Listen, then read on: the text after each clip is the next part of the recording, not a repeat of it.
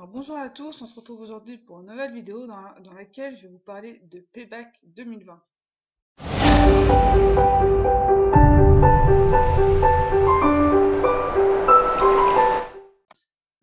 Avant toute chose, comme vous pouvez voir, c'est pas le même décor que d'habitude. C'est provisoire. Je vais bientôt retourner dans mon ancien décor. Voilà, c'est vraiment provisoire. Commençons la vidéo. Payback 2020 a eu lieu le dimanche 30 août.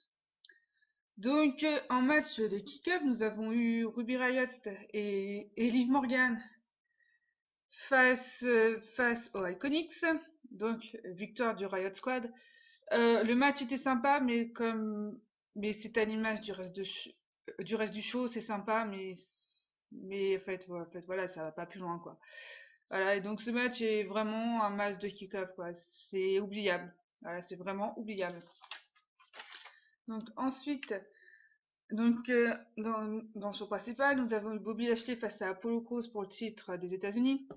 Donc, je suis contente de voir Bobby Lashley en tant que nouveau champion, surtout que là, avec son nouveau clan, avec Shelton Benjamin et MVP, moi, ça m'intéresse. Voilà, j'attends de voir l'évolution, mais pour l'instant, ça m'intéresse beaucoup. Je suis contente de le voir avec le titre. Après, en soi, le match était cool à regarder. Voilà, le match m'a bien diverti. Ensuite, nous avons eu Biggie face à Sheamus. J'ai beaucoup aimé voir Biggie en solo, ça change. Bon, après, je veux pas non plus que le New Day se sépare. Donc là, j'espère que c'est juste parce que Kofi Kingston et mince, j'ai oublié le nom du troisième. Désolé. Mais bon, voilà que j'espère que c'est juste parce qu'ils sont blessés. Personnellement, j'ai aimé ce match-là. Voilà, bon, en plus, j'adore Sheamus, j'adore Biggie, voilà, j'ai vraiment beaucoup aimé ce match.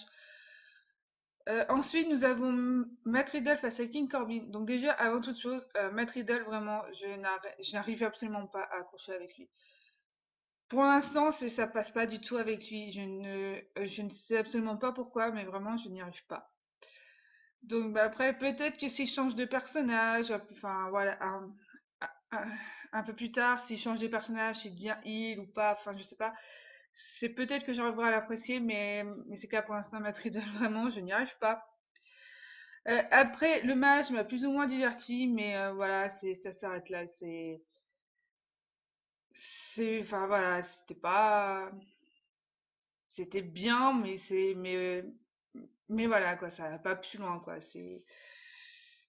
Voilà. Ensuite, Sasha Banks et Bayley face à Nia Jax et Shayna Baszler pour les titres tag team, enfin les titres tag team féminins. En fait, déjà, pourquoi mettre Nia Jax et Shayna Baszler en équipe alors qu'elles sont en rivalité? Bon, parce qu'après, c'est déjà arrivé plusieurs fois dans l'histoire. Voilà, par exemple, Cesaro et Sheamus, enfin le bar, ils ont bien été mis en équipe alors qu'au départ, ils ne s'entendaient pas et ça a plutôt très bien fonctionné jusqu'à ce qu'un des deux se blesse, il me semble que c'est Sheamus, et que du coup, l'équipe se sépare. Là, ça se trouve, ça sera pareil, hein. Peut-être que ça va bien se passer et ça peut peut-être durer sur long terme, je sais pas. Après, en soi, j'ai beaucoup aimé ce match-là, surtout le final. Enfin, voilà, le fait là, comment Shayna Baszler a gagné en faisant deux prises de finition sur Sacha et sur Bailey jusqu'à faire abandonner Bailey. Franchement, j'ai totalement adoré. Euh, Et puis, bah, forcément, c'est sans doute le début de la fin pour l'amitié entre Sasha Banks et Bailey, hein. Voilà, on va bientôt voir la rivalité entre les deux qu'on attend depuis des mois. Donc, euh, on verra bien comment c'est booké, mais franchement, ça peut être cool. Ensuite, nous avons Keith Lee face à Randy Orton. C'était un bon petit match. Bon, il a été court, hein, forcément. Après, la victoire de Keith Lee, franchement, moi, ça m'a fait plaisir.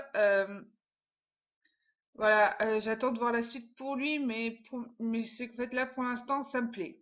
Voilà, ce qu'ils font de lui depuis qu'il est arrivé, ça me plaît. Bon, après ça fait qu'une semaine qu'il est là, hein, donc on va pas non plus s'emballer, mais pour l'instant ça me plaît. Ensuite, Rey Mysterio et Dominique face à Seth Rollins et Murphy. Alors moi c'est mon match préféré. Voilà. En fait, là, franchement, ce match-là, c'est mon match préféré du show. Donc, et Dominique m'impressionne vraiment. J'ai vraiment hâte de voir ce qui va se passer pour lui dans le futur. Surtout que maintenant, du coup, Rey Mysterio est blessé. Donc, on les verra peut-être en tag team dans quelques mois quand Rey Mysterio sera revenu. Mais pour l'instant, on va le voir en solo, du coup. Et j'ai vraiment hâte de voir ce que ça va donner pour lui. Franchement, ce qu'il fait sur le ring, j'adore. Et, et ouais, et du coup, vu que c'est mon match préféré, bah, j'ai adoré ce match-là, quoi. Franchement, voilà. Et la fin, un peu, ouais. Et enfin, voilà, ce qui s'est passé, enfin, voilà, Murphy, donc, a donné un coup de pied à Seth Rollins, alors qu'il visait Rey Mysterio, et voilà. Ça peut, enfin, voilà, du coup, Seth Rollins, c'est pas content, et ça, voilà, enfin, ça peut peut-être commencer à avoir des frictions entre les deux, peut-être. On verra bien, mais ça me plaît pour l'instant. Ensuite, donc le main event, Bray Wyatt face à Braun Strowman face à Roman Reigns pour le titre universel dans un No Holds Barred match. Donc déjà, ils nous teasent un triple threat et finalement, quand ils font sonner la cloche, il n'y a que deux participants sur le ring. Voilà, Bray Wyatt et Strowman. Déjà, enfin, tu vois, déjà ça, ce cas, j'ai pas compris.